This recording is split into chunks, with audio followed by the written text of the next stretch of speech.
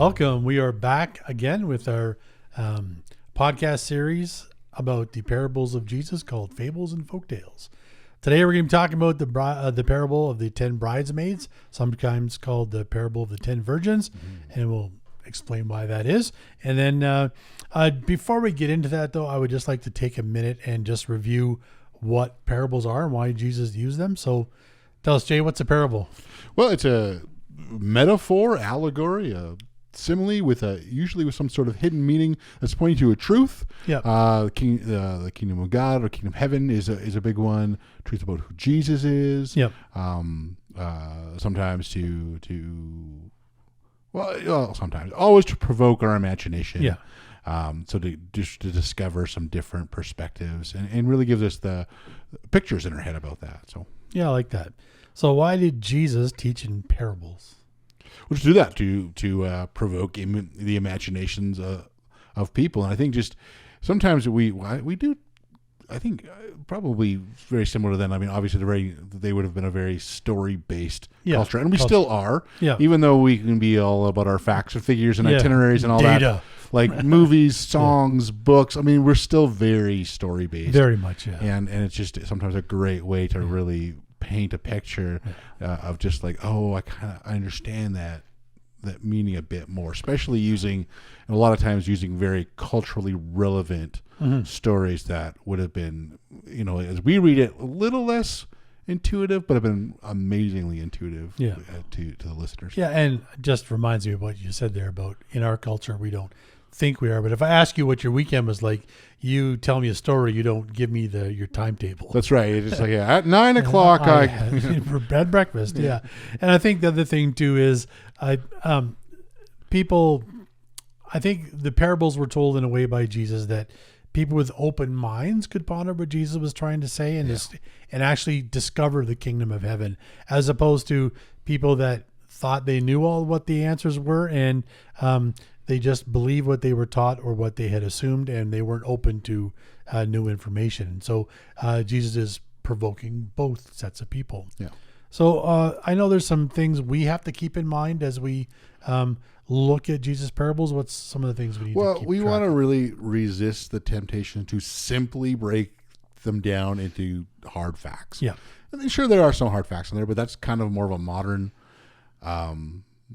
way of thinking and stuff like that, as opposed to necessarily would have been in an ancient way of thinking. It doesn't mean there's nothing there as far as facts, for those of you who want that. But it's there. But we got to really understand that's not necessarily all the meaning there. There's layers of meaning. And it's the other thing too is because there is intentional kind of ambiguity in that. Like there is a mysterious factor going on in it's intended to make you think, not to get to the right answer necessarily. Yeah, and to continue that thought process as opposed to just get to a definitive conclusion, which is really our culture likes to get to that today. Love it. Yeah, and just I remember as a kid and even sitting under different pastors, a lot of them have very distinct conclusions about things like the parables, and when you really start to study them and look at them, there's lots of different ways that just in this series that I've been exposed to ideas that I never had quite really thought about before. So hopefully as you're going through these with us, that you'll come to some new understanding of the parables. So we're looking at the parables of the 10 bridesmaids. It's found in Matthew 25 verses 1 to 13. This is one of the longer ones. I'm just going to read it quick and then we'll talk about it. This is Jesus talking. Then the kingdom of heaven will be like 10 bridesmaids. And just as a point of context, bridesmaids in that culture were typically virgins, so they were friends of the bride, who took their lamps and went to meet the bridegroom. 5 of them were foolish and 5 were wise. The 5 who were foolish didn't take enough olive oil for their lamps, but the other 5 were wise enough to take along extra oil. When the bridegroom was delayed, they all became drowsy and fell asleep. At midnight, they were aroused with a shout, "Look, the bridegroom is coming. Come out and meet him." All the bridesmaids got up and prepared their lamps. Then the 5 foolish ones asked the others, "Please give us some of your oil because our lamps are going out." But the others replied, "We don't have enough oil for all of us. Go to a shop and buy some for yourselves." But while they were gone to buy oil, the bridegroom came. Then those who were ready went in with him to the marriage feast, and the door was locked. Later, when the other 5 bridesmaids returned, they stood outside calling, "Lord, Lord, open the door for us." But he called back to them, "Believe me, I don't know you. So you too must keep watch, for you do not know the day or the hour of my return." So Jesus is talking about his return. So that's kind of his very simple explanation of this. That's right. But just to give some context, and I got in reading the contemporary English version of the Bible on Bible Gateway, there's a footnote that say some manuscripts add the word "and the bride" when it says the bride or the bridegroom. It's "and the bride." So it was a custom for the groom to go to the home of the bride's parents to get his bride, and young women and other guests would then go with them to the home of the groom's parents, where the wedding feast would take place. So just to give you an idea of what's happening here, it's very different than the way we do weddings and marriages now. Yeah, this is definitely one of those parables I think that would be a little harder for us to contextualize. Yeah. Because this is not really done, especially in a more westernized context of marriage. So in this case, in breaking down the parable, who is the bridegroom? Well, I think that's supposed to be Jesus. Yep. And speaking of, obviously, his return. Yep. And again, he did say on his return, this is a series of parables about his return and of final judgment. So I know we don't like to talk about that as much as in the past, but obviously it still is something that is included in these. And I think when it comes to the bridesmaids, I think he's describing humanity. And again, he's describing them as wise and foolish. So it makes a distinction between two kinds of bridesmaids. So this is similar to other parables. So you had talked a few weeks back about the Sermon on the Mount, where Jesus talked about the wise and foolish builders, and it's the same sort of idea. Yeah, he's there's a choice in the matter. Yeah, and definitely he's not giving you like, choose the best one for you. It's the idea of like, hey, there's 2 choices. One of them is wise. Yeah, one of them is wise. So the wise bridesmaids were those who prepared for the bridegroom's coming by bringing extra oil, and the foolish ones were those who didn't prepare for the bridegroom's coming, or at least prepared for the delay. They only had oil in their lamps.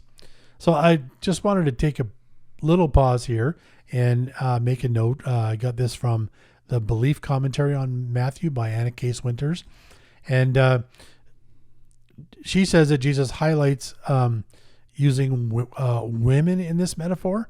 So again, it's something women could relate to. Yeah. And in this case, she pointed out that women are both the protagonist, the wise, and the antagonist, the foolish, giving them equal weight with men, uses examples in other parables just before and just after this one. So again, Jesus doesn't discriminate by gender here. Yeah. And he doesn't just say there were foolish bridesmaids, but there were wise and foolish. Right. So I think that brings about an equality that we don't always associate with the Bible. Okay, what happens next? Well, there's this kind of announcement that the groom is on his way. And I think what I kind of read into that was that Jesus talked about some indicators of his return, right. But he was very specific because he said he himself did not even know the time. Yeah. And in this case, in the story or the metaphor, the bridegroom is delayed. So obviously there was a time when he was sort of a general time when he was expected, but it took longer than people were expecting. Yeah. So what does the groom actually arriving then indicate? Yeah, just the end of the current age really is kind of what you're looking at. Yeah. Yeah, I would agree with that. So so then we have our 5 wise who are prepared. They have extra oil. And so they, again, they're traveling back from the bride's house to the groom's house, and it's likely dark by this time. It says it's midnight. So the oil lamps are actually lighting the way for the wedding party to go back to the groom's house. And then the 5 wise bridesmaids are included in the wedding celebration. And I think if we were to try and understand that, what the point Jesus is trying to make is that those who are ready and prepared will participate in what we call the new heaven and new earth, or the restoration. I think we'll just refer to it as a restoration for the rest of this time. And So then what do the 5 foolish bridesmaids represent? What do they represent? Well, those who weren't ready. Yeah. So they did not participate or will not participate in the restoration. It's almost feel like it's probably somewhat similar to the rocky soil. Yeah. In the parable of the 4 soils. Yeah. It's it's an image of they made the wrong choice. They weren't ready. They were all that sort of stuff. And so there's not only just like they won't participate, but it does talk about the groom in this story, even declaring he doesn't know them. Yeah, and that's a really strong statement. And I think I just want to go back to the 4 soils comparison, in that obviously the bridesmaids were dressed and ready for the wedding. Yeah. And they even had lamps. But because they let the lamps run out, that's sort of where I made the connection to the rocky soil, is that someone who may have received the gospel message initially, but it didn't last.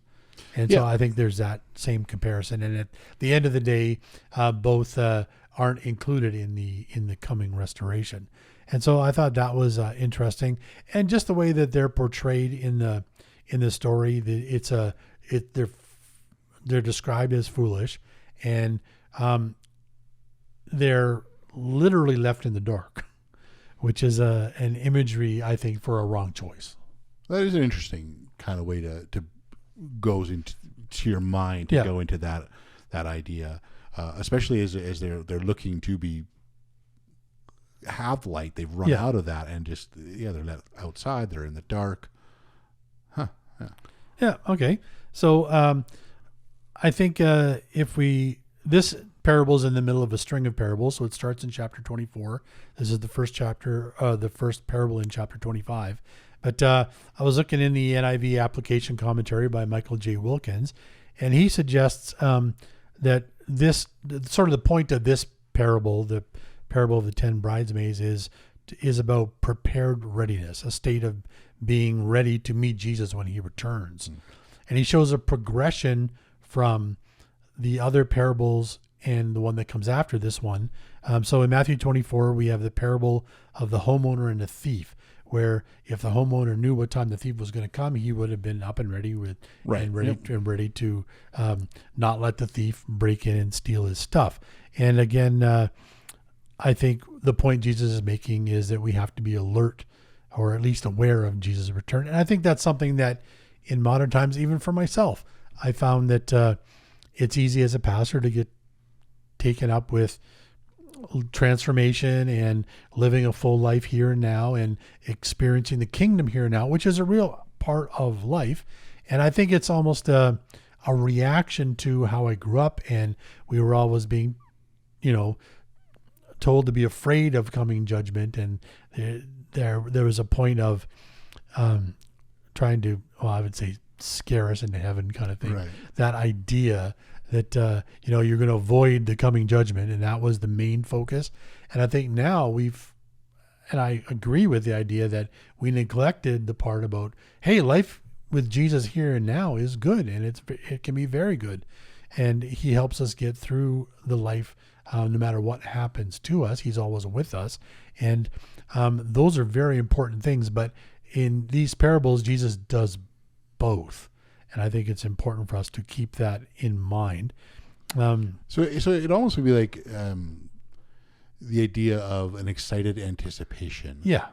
And especially when you talk about the idea that there's a delay going on. Yeah. And it's easy. I mean, we probably all experienced, at least I know, maybe no one hasn't experienced this, but the idea of like sometimes when somebody's late and you just sort of like, at first you're just like, it's coming, okay. And then you're almost not ready when they do show up because you've just sort of gone on to the next thing, as opposed to we're not so much saying that you got to be always, I guess to say like to do nothing but wait, but like there still needs to be in our lives this basically excited anticipation of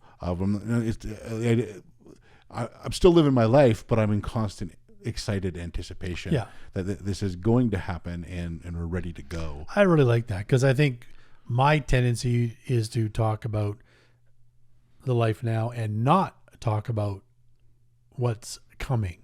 And because I that's just sometimes we think too much in black and white. And I really like what you just said. The excited anticipation is a good way to interpret that. Then we have this odd story of like an abusive house manager, or there's two managers. Again, there's one who is perceived as good, who does the right thing, and he takes care of the household and he feeds the staff on time and he makes sure everybody gets paid and all that stuff while the master's away. And then he gets commended when the master returns. And then there's the opposite of that same scenario where the master is delayed in coming back and the house manager is like, I can, I'll invite some friends over, have a party. Don't care if the staff gets fed or paid. Everybody's discontent, and the master comes back and finds him drunk and chastises him and fires him and kicks him out. And so I think that parable again is about responsibility, but I think it's more aimed at leaders. And I think we as leaders in a church need to take it seriously. But I think in the context of Jesus' day, he was probably aiming it at the Pharisees that were taking advantage of their position and using it to take advantage of other people, as opposed to, I think there's one statement Jesus made where you teach the law accurately and you put burdens on people that you yourself aren't willing to bear. Yeah, and really at that point, a call back to responsibility. Yes.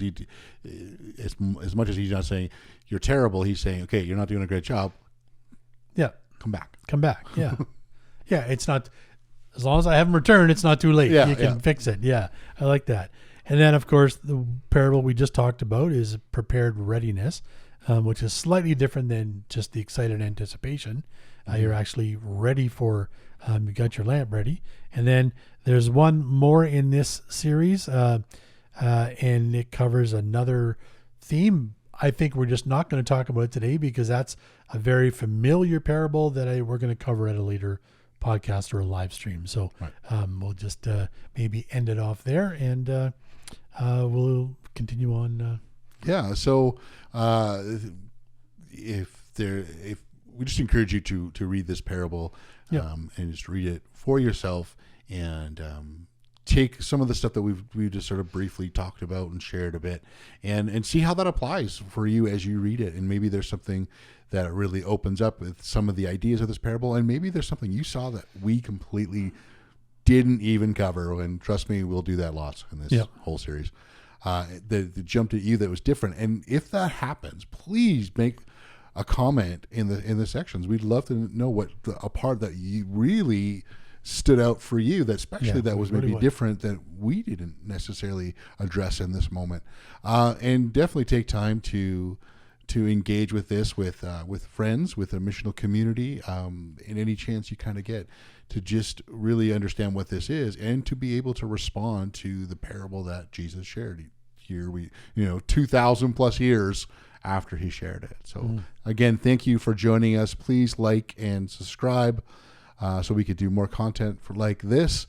And thank you.